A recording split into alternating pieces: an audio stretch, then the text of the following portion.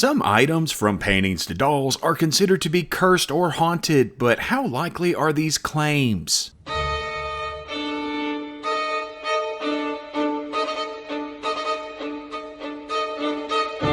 We're starting with Busby's stoop chair, also called the dead man's chair, which is an allegedly haunted oak chair that was cursed by Thomas Busby before his execution by hanging in 1702 in North Yorkshire, England. Busby had been found guilty of murdering his father-in-law and counterfeiting partner. Now, there are two stories behind its cursing. The first is that Busby cursed the chair while on his way to his execution, and the other says that he was drunk in the chair when he was arrested and cursed it then. Either way, locals claim that during World War II, Canadian airmen from a nearby air base went to the pub, and those that sat in the chair never returned from bombing raids over mainland Europe. In the 1970s, several fatal accidents were linked with the chair, so in 1978, the chair was hung up at the Thirsk Museum to keep people from sitting in it. Fun fact, the chair was examined by a furniture historian, yeah, that's a thing, who found that it had machine-turned spindles, whereas 18th century chairs were made using a pole lathe. He dated the chair to around 1840, which was 138 years after Busby's death, so yeah, take from that what you will. Probably the most famous cursed doll is Annabelle, a Raggedy Ann doll made famous by horror films about Ed and Lorraine Warren. Though probably the most terrifying thing about the Warrens was the 40-year affair Ed supposedly had with a woman starting when she was 15 years old and living with them that Lorraine was fully aware of, but for some reason him being a pedophile has yet to be included in any of the Conjuring films. Anywho, according to the Warrens, a student nurse was given the doll in 1971, that the doll behaved strangely, and that a psychic medium told the student that the doll was inhabited by the spirit of a deceased girl named Annabelle. The student and her roommate tried to accept and nurture the doll, but the doll reportedly exhibited malicious and frightening behavior. The Warrens say they were contacted by her and moved the doll to their Monroe, Connecticut museum after pronouncing it demonically possessed, where the doll still remains even though the museum has been closed. Another doll we've discussed here before is Robert, who originally belonged to Robert Eugene Otto, with the doll supposedly being manufactured by the Stief Company of Germany and purchased by Otto's grandfather while on a trip to Germany in 1904. The doll was then given to young Otto as a birthday gift. Some believe the doll's sailor suit was an outfit that Otto wore as a child. The doll was kept at the family home in Key West, Florida, which was eventually sold to Myrtle Rowder, who owned it for 20 years until the property was sold to the current owners. According to stories, Robert is known to move, change its facial expressions, and make giggling sounds. Some claim that a young girl of Bahamian descent gave Otto the doll either as a gift or as retaliation for a wrongdoing. Other stories claim that the doll has moved voodoo items around, or that young Otto triggered the doll's supernatural powers by blaming his troublemaking as a child on it. According to local folklore, the doll has caused car accidents, broken bones, job loss, divorce, and a cornucopia of other misfortunes. And museum visitors supposedly experience post-visit misfortunes for failing to respect Robert. It is also said that one must ask his permission before taking his picture. In 1994, the doll was donated to the East Martello Museum in Key West, Florida, where it's a pretty popular tourist attraction. Though every year in October, it's displayed in the old post office and courthouse. It should also be added that a replica of the doll was purchased by Ozzy and Jack Osbourne, which Ozzy has claimed led to bad luck for both men, including Jack's divorce and Ozzy being diagnosed with Parkinson's disease. Next, we've got a whole host of paintings. The Anguished Man is a painting created by an unknown artist who supposedly mixed their own blood into the paint and committed suicide shortly after completing it. It's claimed that the painting causes moans and crying to be heard, as well as the dark figure of a man appearing nearby. It's owned by a man named Sean Robinson, who claims to have inherited the painting from his grandmother, and he posted several videos on YouTube about his experiences in 2010. By the way, in 2016, the rights were acquired to make a film based on the story of the painting. The Crying Boy, which is actually a series of paintings with more than 60 versions, created by Italian painter Giovanni Bragolin, real name Bruno Amarillo, that were mass-produced and widely distributed starting in the 1950s. In 1985, it was reported by The Sun, to be fair, so grain of salt here, that an Essex firefighter claimed undamaged copies of the painting were frequently found amidst the ruins of burned homes. Apparently, this was found quite a bit across England, though when readers sent copies to The Sun, they burned just fine on a bonfire. Eventually, a British writer and comedian named Steve Punt investigated the curse and found that many of the prints were treated with a varnish containing fire retardant, and that the string holding the painting to the wall would be the first thing to burn, so the paintings would typically end up falling face down on the floor and thus being protected. Or it was just a painting that started fires. The Hands Resist Him is a painting created by artist Bill Stoneham in 1972. It depicts a young boy and a female doll standing in front of a glass-paneled door against which many hands are pressed. After its first owner's death, it was found in an abandoned brewery and ended up on eBay, because of course it did. The owners claimed that the painting was cursed or haunted, that the characters in the painting moved during the night, and that they would sometimes leave the painting and enter the room in which the painting was being displayed. There was also supposedly an incident in which the female doll character threatened the male character with a gun that she was holding, causing him to attempt to leave the painting. The painting was eventually bought by Perception Gallery in Grand Rapids, Michigan, where it's still on display. And it should be noted that Stoneham recalled that both the owner of the original gallery that the painting was first displayed in and the art critic who reviewed it both died within a year of coming into contact with the painting. And finally, we have the painting of Spanish General Bernardo de Galvez, located at the end of a hallway in the Hotel Galvez in Galveston, Texas. Yes, the city was named after him. It's said to have supernatural influence over photographs taken of it, with some claiming to see a skull in flash photography of the painting. And according to local folklore, visitors must politely ask permission of the ghost in order to take a picture of the portrait, or else the photo will be ruined. So if we learn anything from this video, it's that if you take a picture of a cursed item, make sure you ask permission first.